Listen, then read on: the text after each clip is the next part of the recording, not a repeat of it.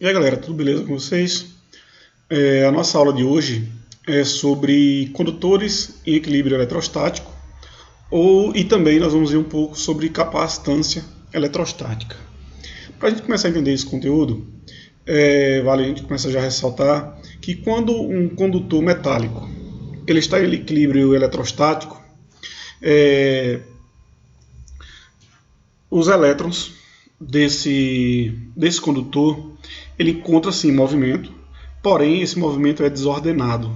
Ele pode ter até a mesma direção, ele vai ter até a mesma direção, porém eles vão tudo doidão lá dentro desse condutor, não vão de forma ordenada, tudo bonitinho como a gente poderia imaginar. Então assim, dentro desse condutor, esses elétrons, os elétrons livres, eles vão estar andando de forma desordenada. Tem um exemplo interessante para a gente começar a ver sobre esse assunto. Por exemplo, se um raio atingir um avião em pleno voo, a gente sabe que os passageiros não vai acontecer nada com eles, certo? Por que não? Porque a fuselagem do avião ele se comporta como uma blindagem eletrostática, fazendo com que a carga em excesso ela se distribua pela superfície desse material condutor, mantendo nulo o campo elétrico interno. Ou seja, o que é que vai acontecer? A descarga elétrica vai simplesmente atravessar vai atravessar o avião, ó, passou e aí segue o seu percurso normal, certo? Ele vai seguir o seu percurso e nada vai acontecer com as pessoas que estão dentro desse avião. Como a gente já sabe, por exemplo, se tiver um lugar que tenha muita incidência de raio, vale a pena você ficar dentro de um carro completamente fechado, porque os pneus, as borrachas, ele também vai ajudar, né, ele ser um isolante, né, esse carro ser um isolante, e nada vai acontecer se uma descarga atingir esse carro. Então, as pessoas que estão lá dentro também vão estar protegidas. Vocês podem ver vários exemplos aí dessa questão do avião aí no YouTube, tem vários vídeos falando sobre o assunto, mostrando sobre o assunto que não acontece nadinha, um raio simplesmente atravessa esse avião e segue o seu curso normal até atingir o solo, ou ir para a nuvem, se for o caso. Bem, os condutores em equilíbrio eletrostático ele tem algumas propriedades que nós vamos estar vendo a partir desse momento. Então, o condutor eletrizado ou não está em equilíbrio eletrostático quando não ocorre um movimento ordenado de cargas elétricas em relação a um referencial fixo no próprio condutor. Quer dizer isso, gente? Vamos supor que eu tenha um condutor de um determinado material, não importa o material sendo metálico, certo? Um condutor. Eu posso considerar que esse material aqui, ó, vamos supor que aqui seja um material, ele vai estar em equilíbrio quando os elétrons estiverem aqui dentro se movimentando de forma desordenada, tá vendo? Então ele não vai em uma linha reta, tá vendo? Ele vai desordenado. Então nós podemos dizer que esse material ele está, como se fala, com um movimento desordenado. Então ele está em equilíbrio eletrostático. Lembrando que esse corpo ele pode ser eletrizado ou não. Não necessariamente que ele esteja eletrizado, mas ele pode estar em equilíbrio eletrostático, certo? Um condutor em equilíbrio eletrostático, ele apresenta algumas propriedades que nós vamos ver agora. Por exemplo, o campo elétrico resultante nos pontos internos do condutor é nulo. Olha só, quer dizer isso. Dentro desse condutor, está vendo que aqui está de forma desordenada? Esses elétrons livres, ele está de forma desordenada, certo? Então, o campo elétrico dentro desse condutor, ele é considerado nulo. Ou seja, vai ser igual a zero. Nessa questão aí, nesse condutor, quando ele está em equilíbrio eletrostático. Outra característica interessante é que o potencial elétrico em todos os pontos da superfície desse condutor é constante. Ou seja, vamos supor que aqui eu tenho um condutor, tá vendo? Com carga Q, independente do valor dessa carga, em qualquer ponto desse condutor A, B, C ou D, em qualquer ponto, as cargas elas vão ser iguais, ou seja, como se fala, ela é constante, não vai ter alteração de carga. Então V1 é igual, ou VA é igual a VB, igual a VC, igual a VD, e quanto mais pontos a gente quiser analisar nesse campo elétrico. Lembrando que na superfície, nos pontos que estão na superfície desse condutor eletrostático, o vetor campo elétrico tem direção perpendicular à superfície. Vamos supor que aqui está a superfície, que é perpendicular, ó, nesse sentido, tá vendo? Então o que acontece? Analise aqui que ele diz o seguinte: o vetor campo elétrico, nós estamos falando de um vetor que é uma grandeza vetorial, tá vendo? Porque o que caracteriza essa grandeza vetorial? Que além de um número e uma unidade de medida, ele também precisa de orientação, né? Para cima, para baixo, perpendicular, esquerda, direita e assim por diante. Então é uma característica também, mais uma propriedade de um condutor quando ele está em equilíbrio eletrostático. Em relação à distribuição dessas cargas elétricas, elas ficam, na realidade, assim, quando ele fala que um corpo ele está em equilíbrio, não é? Ele vai estar em equilíbrio térmico, vai ter um excesso de cargas elétricas, positiva ou negativa. Por quê? Porque quando o corpo está em equilíbrio, e o campo elétrico dele vai ser nulo, nós vamos ter cargas iguais. Né? Então o que acontece? Se esse corpo está em equilíbrio com cargas elétricas negativas, como a carga negativa elas se repelem, ou seja, tendem a se afastar, ou carga positiva, como são cargas iguais, positivas ou negativas são cargas iguais, ela tende a se afastar, né? Vai se distanciar uma da outra. Se esse campo elétrico ele é esférico, por exemplo, essas cargas elas vão para a superfície, para a parte mais externa desse campo elétrico e vão se afastar uma da outra o máximo possível. Ou seja, ela vai buscar se afastar uma da outra o máximo que o campo elétrico vai permitir. E aí o que acontece? Vai ficar bem ordenado, tá vendo? A distribuição dele em torno desse campo elétrico. Então as cargas elétricas em excesso de um condutor em equilíbrio eletrostático distribuem-se por sua superfície externa de forma bem uniforme, certo? Seja positivo ou seja negativo esse campo elétrico. Vamos ver que o campo e o potencial elétrico de um condutor ele tem algumas características que a gente precisa estar atento, certo? Só para a gente lembrar um pouquinho o que é campo elétrico, a gente relembrar o que é campo elétrico, é a grandeza física vetorial usada para medir o módulo da força elétrica exercida em cada unidade de carga, certo? Então, assim, quando a gente fala de campo elétrico, se eu tiver várias cargas, eu vou medir, como se fala, o módulo e a força exercida por cada uma dessas cargas, em cada ponto específico, certo? Então, assim, quando nós temos aqui um exemplo de um campo elétrico, certo? De um campo elétrico esférico, claro, né? Isso aqui é um campo elétrico esférico. E aí nós vamos ver algumas propriedades específicas desse campo elétrico, certo? Desse campo elétrico uniforme. Como que acontece isso? De que forma que essas questões acontecem? Por exemplo, nós temos aqui o E externo. É a intensidade do campo elétrico, certo? Em um ponto externo, aqui nós estamos analisando esse ponto aqui especificamente nesse momento. Se eu estiver analisando em um ponto externo, tá vendo? É externo, que é a intensidade do campo elétrico externa, ela é igual a K0, né?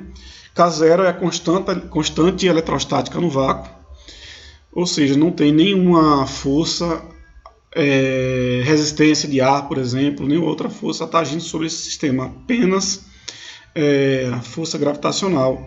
Então a constante eletrostática no vácuo é 9 por 10 a nona newtons por metro por coulomb ao quadrado dividido pela distância. É assim. Então, se vamos lembrar que é 9 por 10 a nona. A nossa carga aqui, ó, ela está em módulo, ou seja, o sinal de positivo ou negativo não vai interferir aí no nosso resultado, certo? Apenas para identificar se a carga é de repulsão ou de atração. Então, e a nossa distância, né, que é a distância entre o ponto zero e esse ponto externo, tá vendo? É o que nós vamos analisar. Essa distância, claro, ela é linear e nós vamos analisá-la nesse caso de forma elevando ao quadrado. Então, d ao quadrado.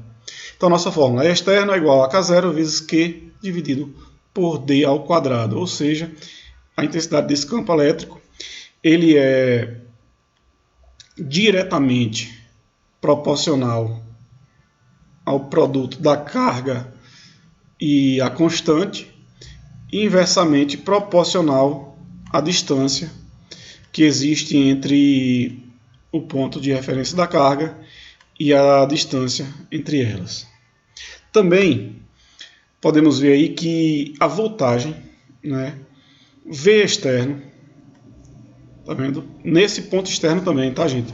Lembrando que eu estou falando, analisando nesse momento só a questão em um ponto externo, ó. Então, V externo, a voltagem externa é igual a K0, tá vendo? A constante eletrostática no vácuo, que é 9 por 10 a nona, vezes a carga, também módulo, dividido pela distância. Analise que aqui a distância não é ao quadrado, tá vendo?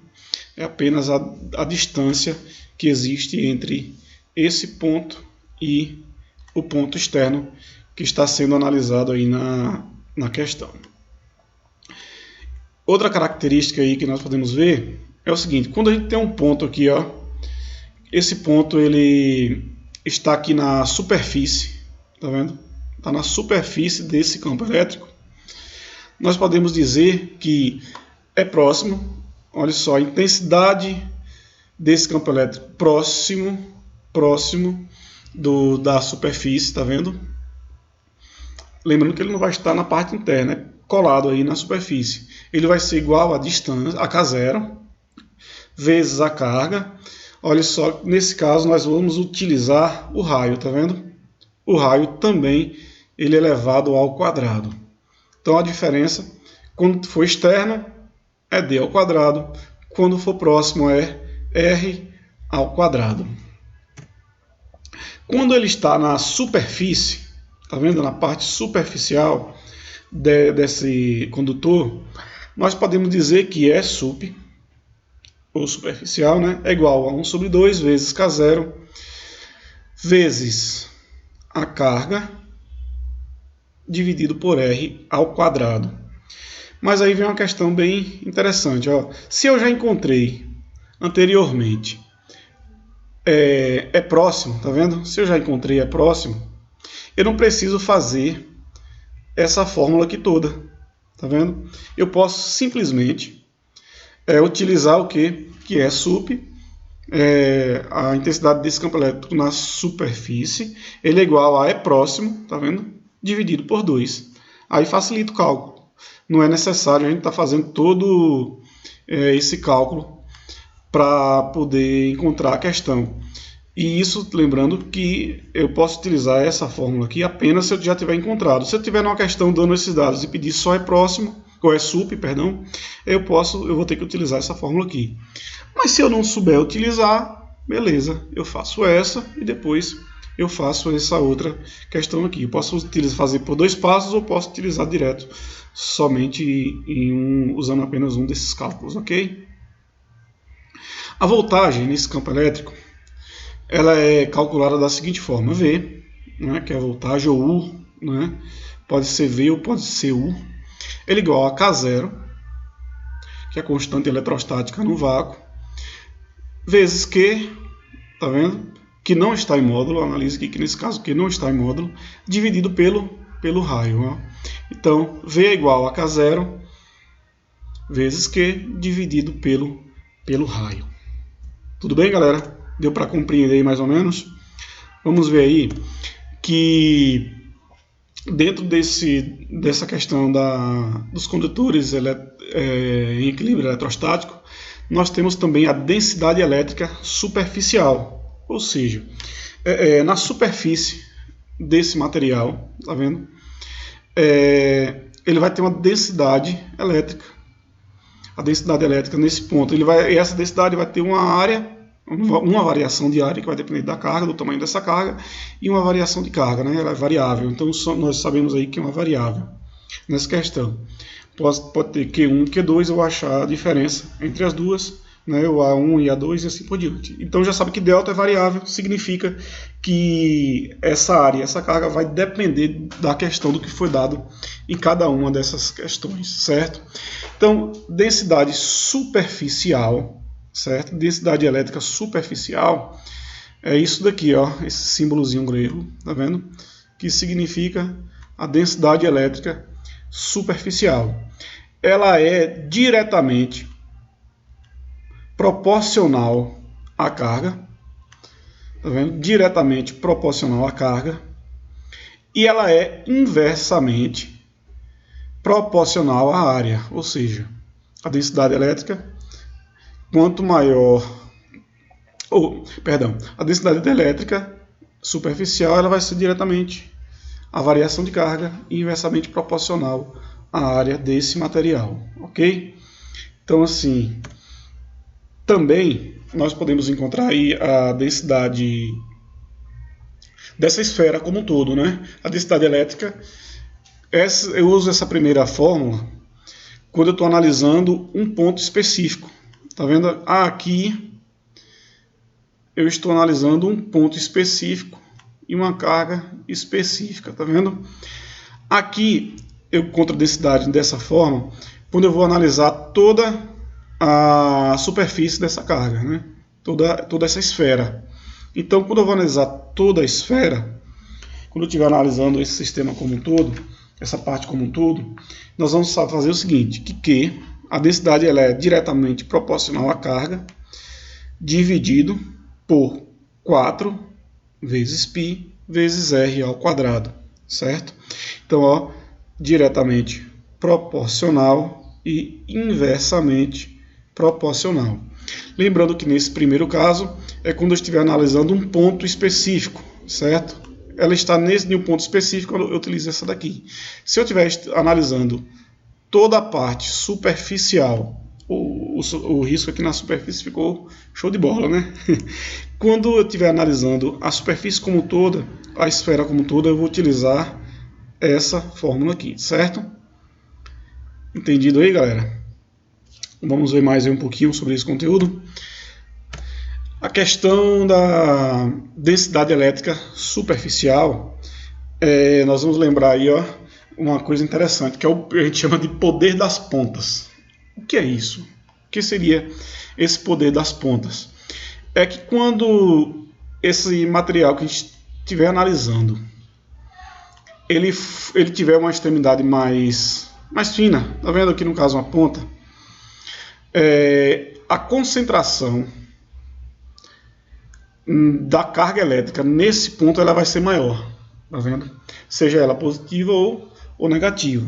Ela vai ter uma concentração maior de cargas nesses pontos aí, nas pontas no caso. Então, ó, por isso que tem ponta aí, o cabelo vai, nas pontas do cabelo, por exemplo, quando a gente faz o exemplo lá no reator de Van der Graaf, por exemplo, o cabelo vai ficar todo espichado, é a questão do poder das pontas, né? Ela vai ficar mais concentrada naquele ponto e aí vai estar repelindo e fica daquela forma.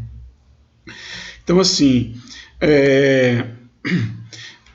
nós vamos ver o seguinte, que com base nesse poder das pontas, aqui nós temos uma esfera, tá vendo? Um material que aqui embaixo nós temos um terminal negativo, tá vendo? Com base negativa, e essas pontas eletrizadas positivamente. O que acontece? Quando há o contato, uma ligação entre esses dois materiais, tá vendo? A depender aqui da distância, esse objeto vai entrar em movimento circular e uniforme, claro, né? Até quanto mais próximo aí do campo, maior vai ser a força exercida e, claro, mais rápido vai ser a velocidade que ele vai estar girando. Então, em consequência das cargas, as cargas podem escoar dessa região para o ambiente com maior facilidade. Essa propriedade é chamada de poder das pontas. Ele quer sair, ele quer escorrer para um lugar pontiagudo. Por exemplo, para-raios. Ele é pontiagudo em cima, ele é pontiagudo embaixo.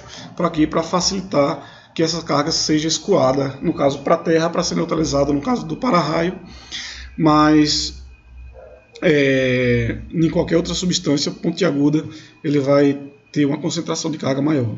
Nas extremidades da ponta é comum observar uma luminosidade devido à ionização do ar. Esse fenômeno é chamado de efeito corona. Tá vendo? Vai estar bem concentrado mais a carga, as cargas vão estar mais concentradas nesse ponto aqui, nesse ponto específico. Então o que acontece? Por causa da ionização do ar, esse ponto vai ficar vai ter uma certa luminosidade. E essa luminosidade a gente chama de efeito corona.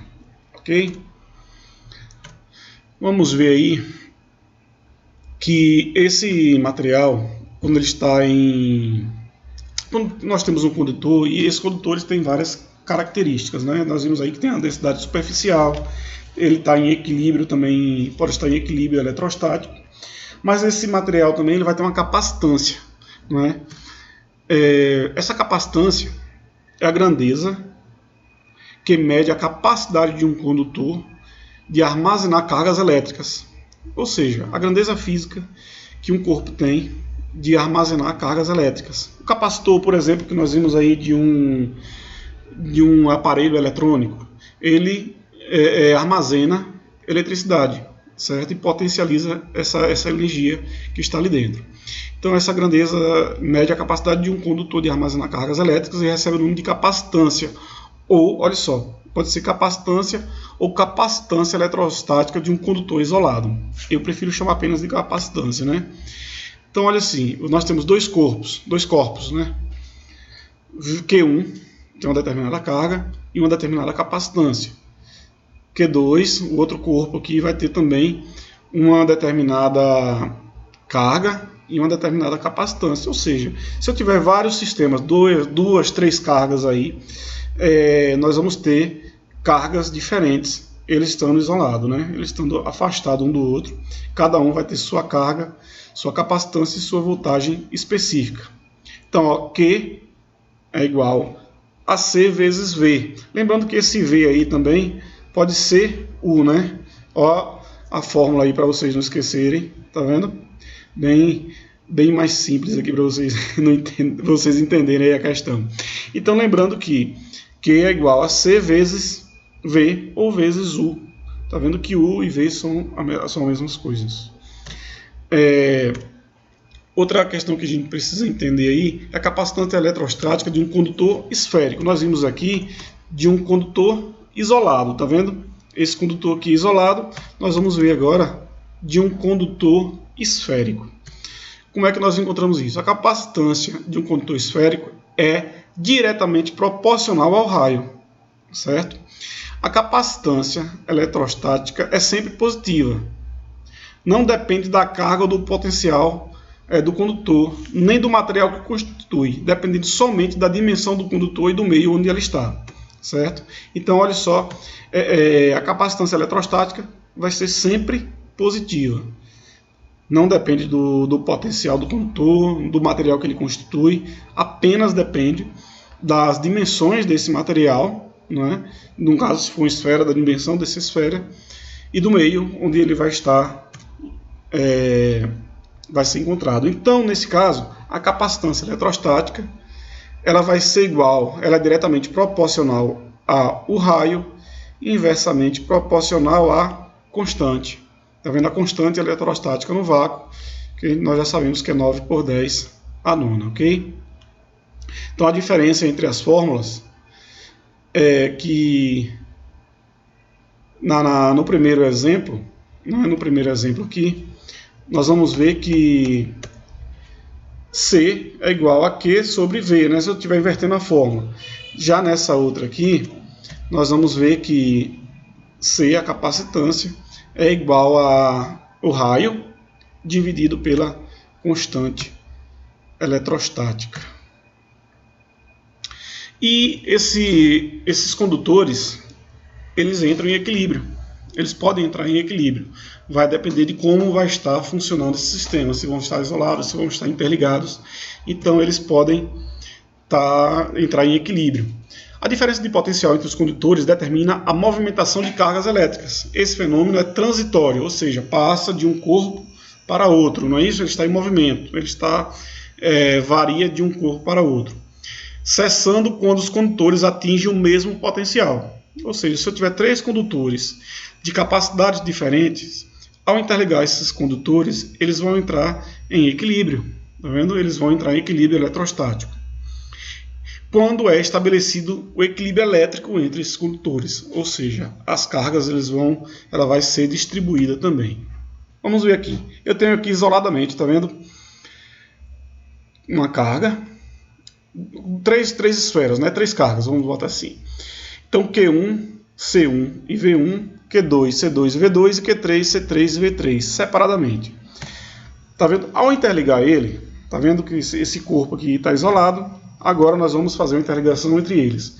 E aí quando a gente faz essa interligação, vamos supor que eu utilizei aqui um fio metálico para fazer a ligação entre os 3. E aí o que acontece? Ele vai entrar em equilíbrio eletrostático, depois que passar por esse processo. Pelo princípio da conservação das massas, nós vamos ter o seguinte, que Q1, Q2 e Q3, depois que eu fizer essa ligação, não se altera, tá vendo? Então nesse primeiro passo aqui, ó, Q1, 2 e 3, e nessa questão aqui as cargas vão permanecer iguais, tá vendo? Q1 linha, Q2 linha, Q3 linha vai ser igual a Q1, Q2 e Q3 também. A soma delas, claro, né? Nós vamos falando que é a soma delas. Mas nós também sabemos que Q, na verdade, para encontrar a carga, ele é igual a C vezes V, né? Pela voltagem que vai estar definida em cada uma dessas cargas, que pode ser igual nas 3. Então nós temos aqui, por exemplo, Q1, tá vendo? Que é igual a C1 vezes V. Isso aqui, gente, estou falando desse segundo corpo, tá? Tá Q1 linha, Q2 linha, Q3 linha e assim por diante, tá? E nós vamos ter aqui, ó, Q2 linha igual a C2 vezes V e Q3 linha igual a C3 vezes V. Eu vou analisar aqui, ó, a capacitância de cada um desses condutores, tá vendo? Cada um desses condutores, a carga em cada um deles, mas analiso que a voltagem deles aqui, ó, é uma só, tá vendo? Quando for interligado, ela entrou em equilíbrio. Então, juntando tudo isso aí em uma única fórmula, nós sabemos que a voltagem desse sistema aqui, ó, vai ser diretamente proporcional à soma das cargas, tá vendo? De Q1, Q2 e Q3,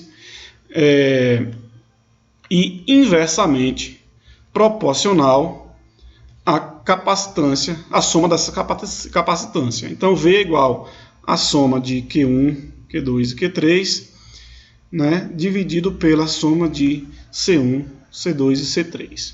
Ok? Entendido aí, galera? Vamos ver aí mais uma característica desse material. A Terra, por exemplo, ela é um potencial elétrico de referência, né? Então, assim, a Terra ela tem um potencial energético, elétrico de grandes proporções, ao ponto de chegar a neutralizar qualquer outro tipo de carga, não é isso? Então, assim, a partir de alguns experimentos, pode-se verificar que o potencial elétrico aumenta a partir da superfície terrestre no sentido ascendente, de baixo para cima, tá vendo? Quanto mais alto, maior vai ser o potencial elétrico. Quanto mais distante da Terra, maior vai ser esse potencial elétrico. Isso significa que existe um campo elétrico produzido pela Terra orientado para baixo, tá vendo? Em sentido oposto. Portanto, em relação à Terra, o vetor campo elétrico é de aproximação, o que indica que nela se distribui cargas elétricas negativas. A gente já sabe, nós já conversamos em outras aulas, que a Terra ela tem carga elétrica negativa, não é isso? O exemplo do nosso corpo também tem carga elétrica negativa, por isso que a gente não toma choque quando pisa no chão, todas essas questões que nós já conversamos antes. Desse modo, a Terra se comporta como um grande condutor carregado e, do ponto de vista da eletrostática, em equilíbrio. Ou seja, a Terra é um grande condutor elétrico, gigantesco, né, do ponto de vista eletrostático, e que está em equilíbrio. Ou seja, como ele é negativo, as cargas elétricas negativas, por a Terra ser mais ou menos esférica, ela vai estar distribuída na superfície dessa Terra de forma homogênea, bem distribuída, né, chamado de... nós podemos dizer que é equipotencial, né? Isso é equivalente, de forma equivalente quando ela é distribuída em toda a extremidade de um material.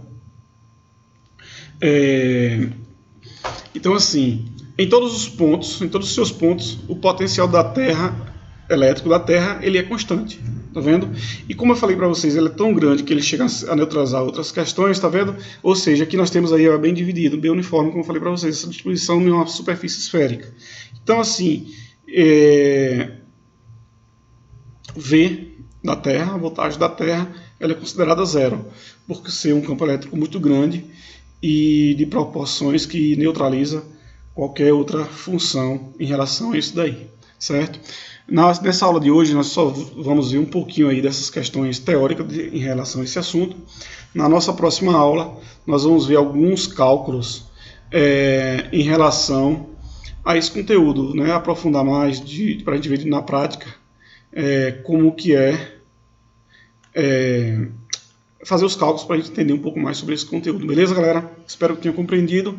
Qualquer dúvida, vocês me chamam lá no privado, no grupo do WhatsApp. Na realidade, no privado não, chame no grupo que nós criamos para a turma, para poder sanar todas as dúvidas de vocês, ok?